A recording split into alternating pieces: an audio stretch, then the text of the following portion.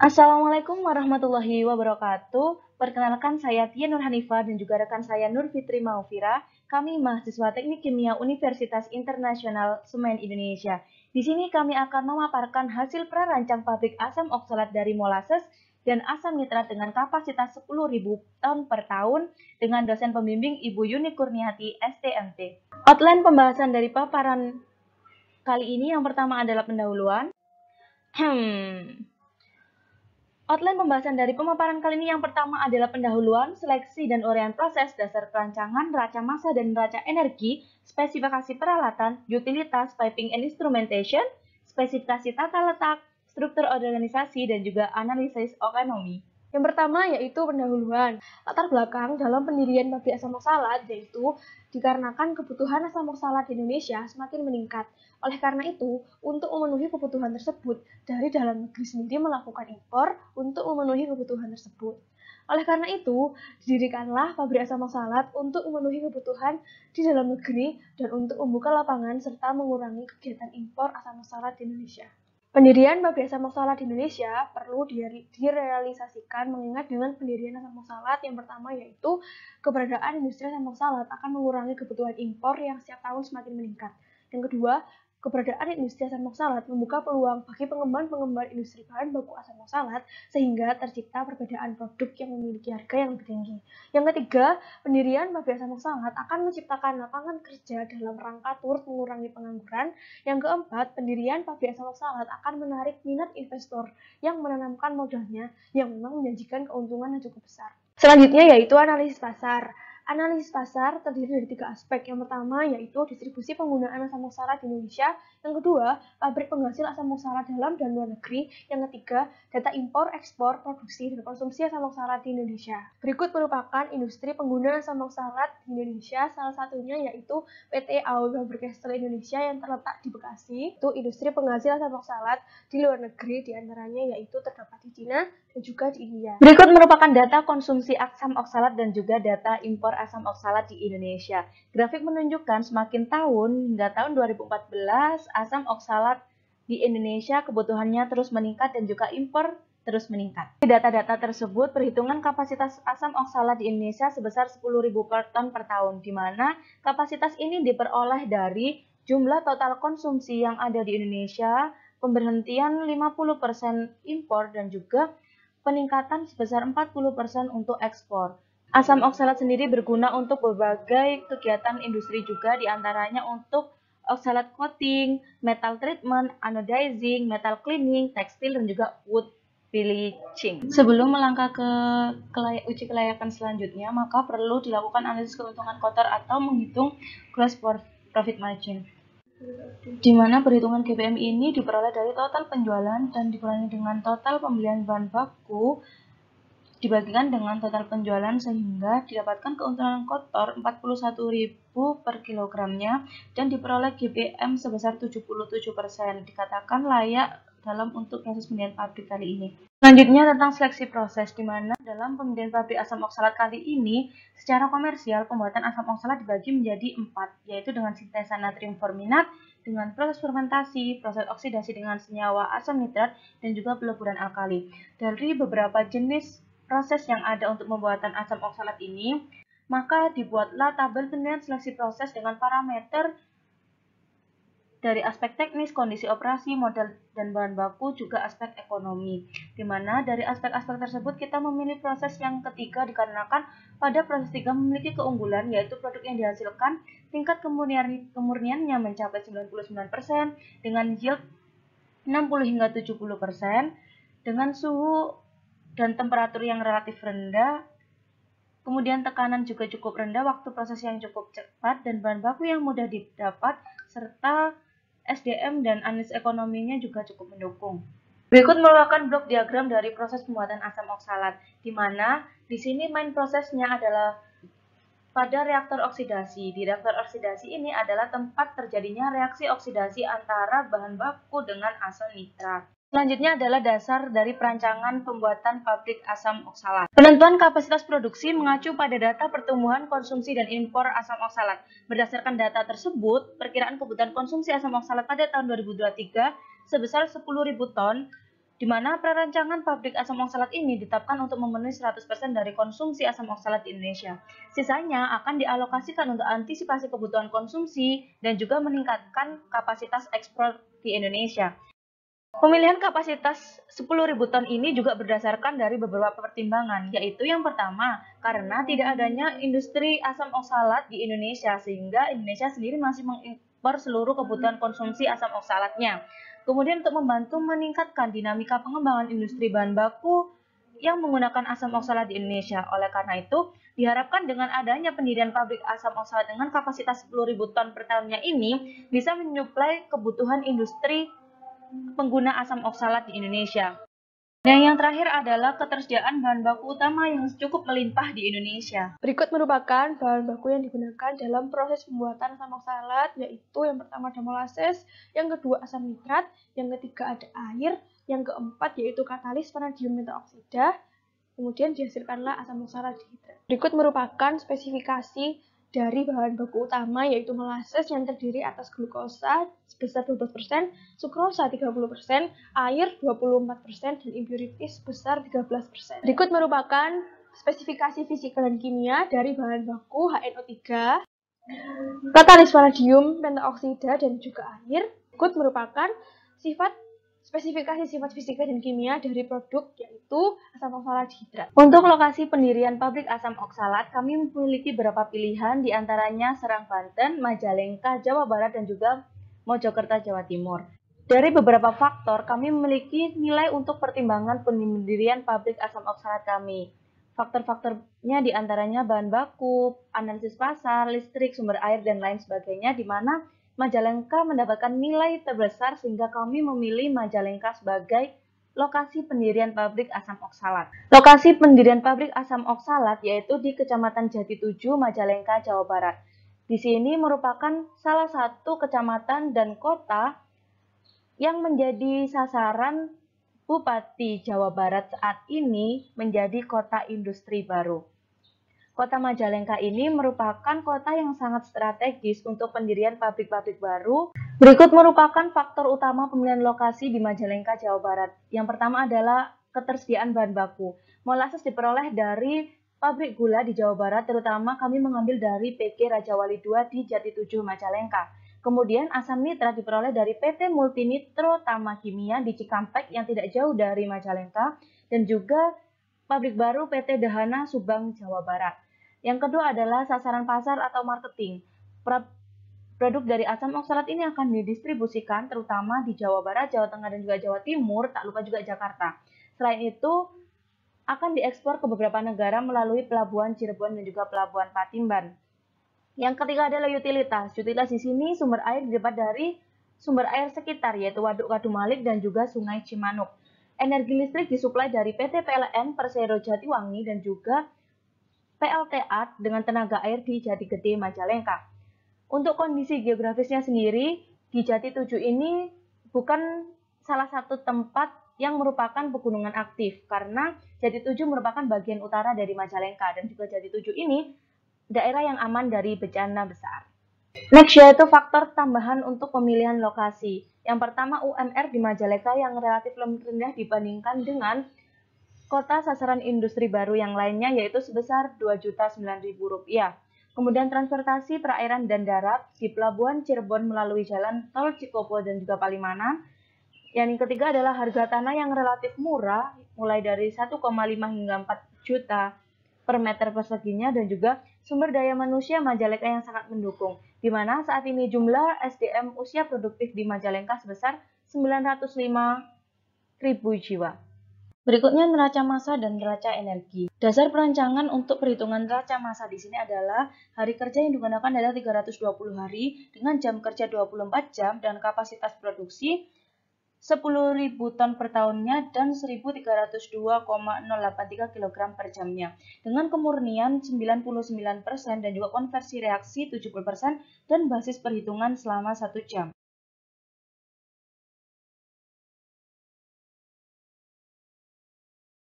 Berikut merupakan PFD dari pabrik asam oksalat. di mana proses engineering flow diagram dari asam oksalat ini berbahan baku utama yaitu molasses mengalir dari storage molasses menuju reaktor hidrolisis. Yang terjadi adalah proses pemecahan sukrosa menjadi glukosa dan fruktosa dengan suhu 150 derajat Celcius. Kemudian mengalir ke evaporator untuk menguapkan kadar H2O, lalu mengalir ke mixing tank untuk pencampuran bahan dengan recycle dari evaporator 3. Kemudian mengalir menuju ke reaktor oksidasi untuk ditambahkan bahan baku lainnya, yaitu HNO3 atau asam nitrat dan katalis vanadium pentaoksida dengan suhu 71 derajat Celcius. Kemudian dialirkan menuju RVF atau rotary drum vacuum filter untuk memisahkan slari yang terkandung dalam campurannya. Kemudian menuju evaporator 2 untuk pengurangan kadar air, kemudian mengalir ke crystallizer. Dari crystallizer 1 mengalir menuju centrifuge 1 dialirkan oleh screw conveyor. Dari centrifuge 1 ini terdapat proses penghilangan mother liquor dari asam oksalat, kemudian di-recycle dari centrifuge 1 menuju evaporator 3. Dialirkan kembali menuju mixing tank. Kemudian hasil dari centrifuge 1 dialirkan menuju redissolving tank dengan belt conveyor. Dalam redissolving tank ini terjadi pencucian kembali asam oksalat untuk menghilangkan sisa mother liquor yang masih ada. Kemudian dari redissolving tank mengalir menuju crystallizer 2 untuk mengurangi kadar air atau H2O dan juga mengkristalkan asam oksalat. Kemudian mengalir menuju centrifuge 2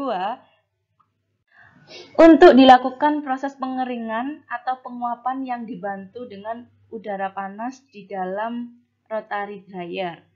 Recycle dari centrifuge 2 dialirkan menuju evaporator 3 dan dialirkan kembali ke mixing tank.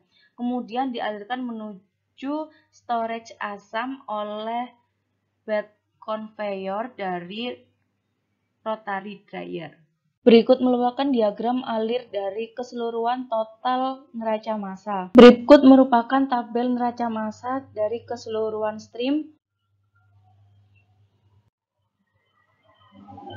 dan neraca massa secara overall, yaitu balance dengan total in dan out sama dengan 10.770,6452. Berikut merupakan dasar-dasar yang dibutuhkan untuk menghitung neraca energi, yaitu hari kerja per tahun sebanyak 320 hari, jam kerja per hari 24 jam, kapasitas produksi per tahun yaitu 10.000 ton per tahun, basis perhitungan yang digunakan yaitu 1 jam operasi, kemudian temperatur referensinya yaitu 25 derajat Celcius. Berikut merupakan hasil perhitungan neraca energi pada pabrik asam oksalat. Tangki hidrolisis balance dengan total in dan out sebesar 207.280,56 kJ. Evaporator 1 sebesar 2102566,47 kJ, reaktor oksidasi sebesar 86756,01 kJ, evaporator 2 2857311,28 kJ, crystallizer 1828767,72 kJ, evaporator 3 6946694,39 kJ, keluar evaporator 1 2239443,43 kJ, keluar evaporator 3 46598,83 kJ, heater rotary dryer 1191192,56 kJ dengan total 1266532,0,3 yang masuk dan yang keluar yaitu 1266532,0,3. Selanjutnya yaitu spesifikasi alat, utilitas, dan energi. Berikut merupakan spesifikasi reaktor oksidasi dengan kapasitas 5160,73 kg/Joule dengan diameter sebesar 72 in. Berikut merupakan lembar spesifikasi dari alat pemisah yaitu evaporator dengan diameter sebesar 1,3 meter dan dengan tinggi 2,7 meter. Lembar spesifikasi dari crystallizer yaitu memiliki diameter sebesar 0,9 meter dan panjang 2,8 meter. Alat pemisah selanjutnya yaitu centrifuge dengan nomor spesifikasi sebagai berikut, memiliki diameter 0,4 meter dengan kapasitas 3 ton per jam. Alat pemisah selanjutnya yaitu rotary dryer dengan memiliki diameter sebesar 1,2 meter. Selanjutnya yaitu blower dengan power sebesar 5,87 horsepower. Kemudian filter udara dengan kecepatan udara sebesar 300 feet per menit. Kemudian spesifikasi selanjutnya yaitu alat pencampuran. Alat pencampuran ini terdiri atas mixing tank. Mixing tank ini memiliki suhu operasi sebesar 71 derajat Celcius. Kemudian sifat reaksinya eksotermis. Kemudian memiliki diameter sebesar 0,9 meter dan tinggi 1,3 meter. Selanjutnya yaitu alat penukar panas yang memiliki diameter tube sebesar 3/4 inch, kemudian memiliki tekanan sebesar 1,01 bar dan memiliki massa sebesar 9562 lb per jam. Berikut merupakan spesifikasi alat peralihan dan penyimpanan yang terdiri dari pipa.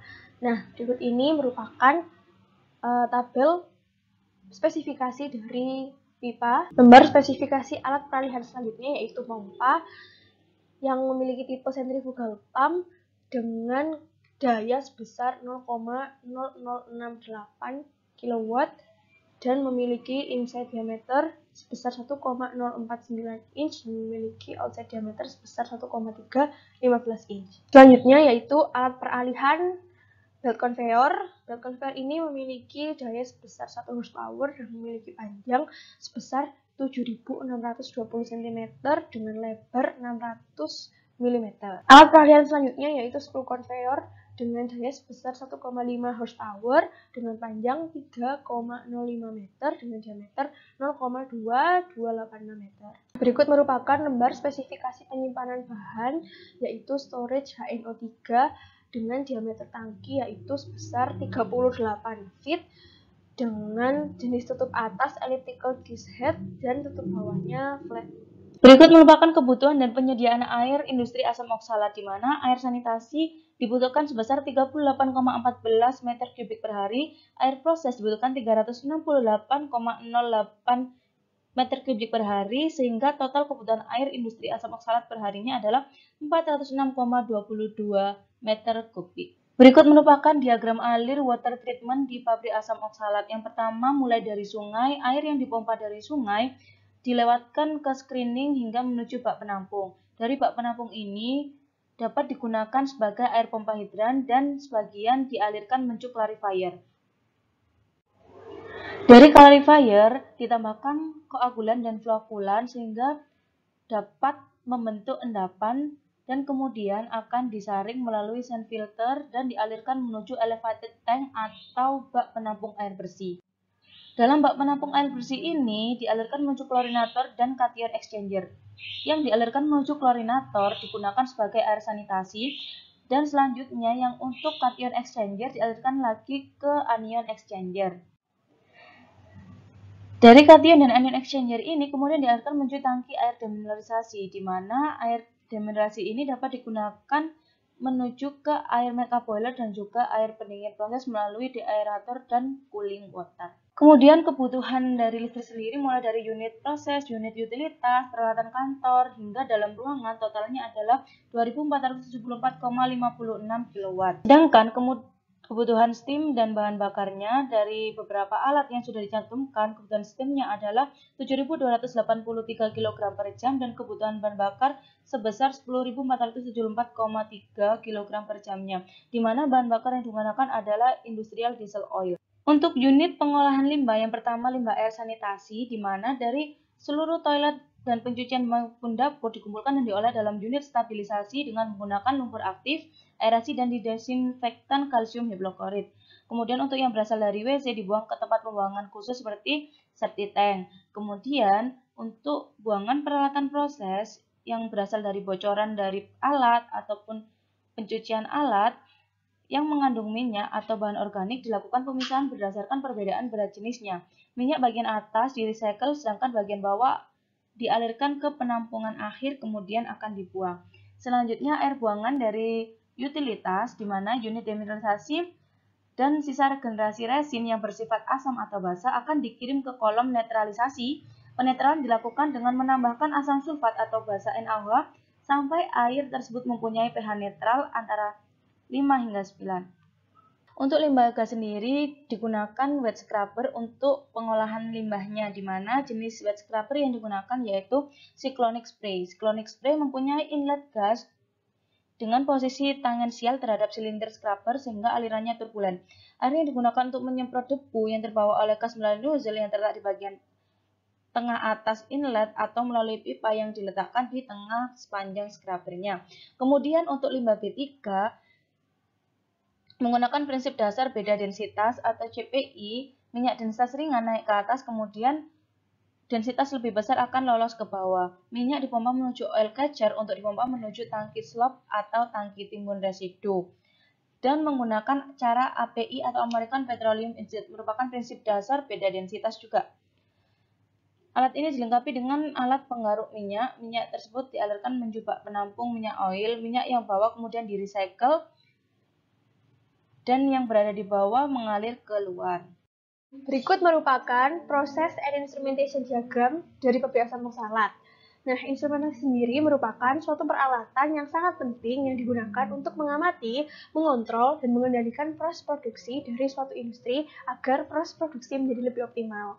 Nah, instrumentasi sendiri juga merupakan salah satu faktor terpenting yang digunakan untuk mendapatkan kualitas dan kuantitas dari suatu produk yang diinginkan. Berikut merupakan PNID dari reaktor hidrolisa yang terdiri atas FC yang berfungsi untuk mengatur laju alir, kemudian ada LI yang berfungsi untuk mengontrol ketinggian liquid, kemudian ada AT yang berfungsi sebagai transmitter, TC untuk mengatur suhu, dan TT untuk mengirimkan sinyal yang diterima dari hasil sensing yang kemudian diteruskan ke temperatur kontrol. Yang kedua yaitu PNID dari reaktor oksidasi yang terdiri atas FC, AT, TC, TT, dan LI, dan juga RC yang berfungsi sebagai pengendali rasio aliran fluida dalam reaktor. Yang ketiga yaitu PNID dari mixing tank yang terdiri dari FC untuk mengatur ketinggian liquid, LI untuk mengatur laju alir, dan AT sebagai transmitter untuk mengirim sinyal dari controller LI ke FC. PNID dari rotary drum vacuum filter yang terdiri atas FC, AT, LI, PI yang berfungsi untuk mengontrol tekanan, kemudian PT sebagai transmitter untuk mengirimkan sinyal dari controller PI ke PC, kemudian ada PC yang berfungsi untuk mengatur tekanan dalam rotary drum vacuum filter. PNID dari rotary dryer yang terdiri atas TI, TT, dan TC. PNID dari evaporator 3 yang terdiri atas TC yang berfungsi untuk mengatur suhu dalam evaporator 3 dan mendeteksi perubahan suhu. Selanjutnya PNID evaporator 2 yang terdiri dari TC yang berfungsi untuk mengatur suhu dalam evaporator 2 dan mendeteksi perubahan suhu. PNID dari evaporator 1 yang terdiri atas TC yang berfungsi untuk mengatur suhu dalam evaporator 1 dan mendeteksi perubahan suhu. PNID dari sentrifuge 1 yang terdiri atas AT, LI, FC. Begitu juga untuk PNID dari sentrifuge 2 yang terdiri atas AC, LI, dan FC. Selanjutnya yaitu tata letak. Secara garis besar, tata letak pabrik dibagi dalam beberapa daerah utama. Yang pertama, daerah pergudangan dan umum. Yang kedua, daerah administrasi. Yang ketiga, daerah proses dan perluasan. Dan yang keempat, daerah utilitas dan pemadam kebakaran. Adapun hal-hal yang harus diperhatikan dalam pengaturan tata letak pabrik adalah ruang yang cukup, ventilasi dan penerangan udara, fondasi bangunan dan peralatan proses, penanganan bahan baku pabrik, penanganan dan penanggulangan bahaya, urutan peralatan proses, aliran udara sekitar proses, dan aliran bahan baku dan produk. Berikut merupakan lokasi pabrik dari perancangan asam oksalat ini, yaitu terletak di Kabupaten Majalengka, tepatnya di Jati 7, dengan memiliki iklim tropis. Suhu tertingginya yaitu sekitar 36,6 derajat Celcius dan suhu terendah sekitar 22,6 derajat Celcius dengan kelembapan udara sekitar 60% hingga 80% dan kecepatan angin sebesar 3-6 knots dengan curah hujan 24.000 hingga 3.800. Dengan luas area sebesar 14.931 meter persegi, pembagian daerah tata letak dibagi menjadi 5. Yang pertama, fasilitas umum, perkantoran, fasilitas proses produksi, fasilitas bahan baku, dan yang terakhir yaitu pos keamanan. Berikut merupakan layout pabrik asam oksalat. Kemudian berikut merupakan layout peralatan proses. Selanjutnya yaitu struktur organisasi. Berikut merupakan struktur organisasi dari perancangan pabrik asam oksalat. Bentuk perusahaan. Bentuk perusahaan dalam perancangan pabrik asam oksalat yaitu berbentuk PT atau perseroan terbatas di mana kekuasaan tertinggi terletak pada pemegang saham yang diwakili oleh Dewan Komisaris. Sistem organisasi dalam perancangan pabrik asam oksalat yaitu berbentuk staf dan line dengan pengawasan secara langsung dan spesialisasi pengaturan dalam perusahaan. Selanjutnya yaitu perencanaan. Pabrik asam oksalat ini direncanakan beroperasi selama 320 hari dalam 1 tahun dengan waktu proses produksi selama 24 jam per hari. Kemudian jumlah karyawan dalam pabrik asam oksalat ini dengan kapasitas 31,25 ton per hari dan 15 tahapan proses. Jadi karyawan persisnya terdiri atas 95 orang yang dibagi menjadi 3 shift. Kemudian untuk penentuan gajinya sendiri ini terdapat 3 jenis golongan karyawan pabrik, yaitu karyawan tetap, tidak tetap, dan harian. Selanjutnya adalah analisis ekonomi. Dalam analisis ekonomi perlu menentukan beberapa parameter, salah satunya adalah perhitungan TCI. TCI ini merupakan total modal yang diperlukan untuk pendirian pabrik. TCI ini penjumlahan antara FCI dan juga WCI. FCI terdiri dari direct and indirect cost dan WCI adalah modal untuk menjalankan pabrik yang berhubungan dengan laju produksi. Contoh dari WCI adalah bahan baku, gaji, dan juga utilitas. Sedangkan contoh dari FCI di antara lain adalah peralatan, instrumentasi, listrik, maupun kontraktor.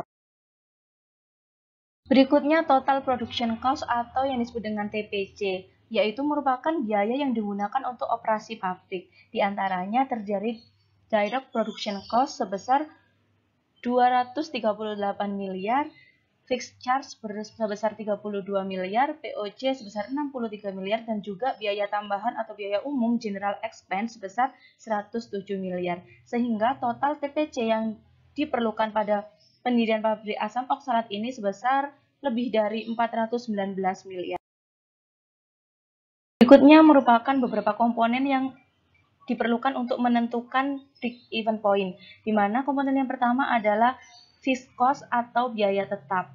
Yang kedua adalah biaya variabel atau variable cost, di mana variable cost ini adalah biaya yang berbanding lurus dengan laju produksi, sedangkan SPC atau biaya semi variabel ini biaya yang berbanding terbalik dengan laju produksi. Yang terakhir adalah hasil penjualan produk total 1 tahun, yaitu 10.000 ton dikalikan dengan jumlah harga jual. Berikut merupakan kurva break-even point, di mana BEP merupakan titik impas produksi atau suatu kondisi di mana pabrik tidak mendapatkan keuntungan maupun kerugian.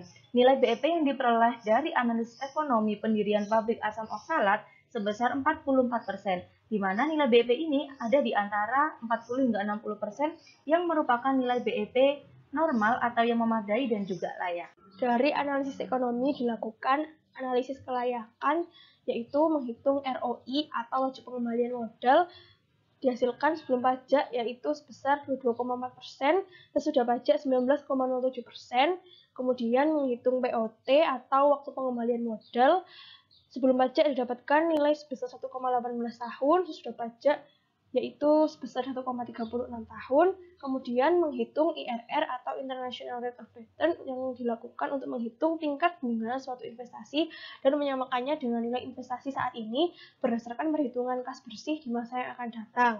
Didapatkan nilai IRR sebesar 49,55% per tahun. Kemudian didapatkan nilai TPC selama 1 tahun sebesar 419 miliar lebih, kemudian nilai BEP sebesar 44%, nilai TCI sebesar 192 miliar. Selanjutnya yaitu dilakukan perhitungan kumulatif net present value atau analisis keuangan yang digunakan untuk menentukan kelayakan dari suatu perusahaan berdasarkan nilai saat ini dari arus kas bersih yang akan diterima oleh perusahaan yang bersangkutan dibandingkan dengan nilai sekarang dari modal investasi yang dikeluarkan oleh perusahaan.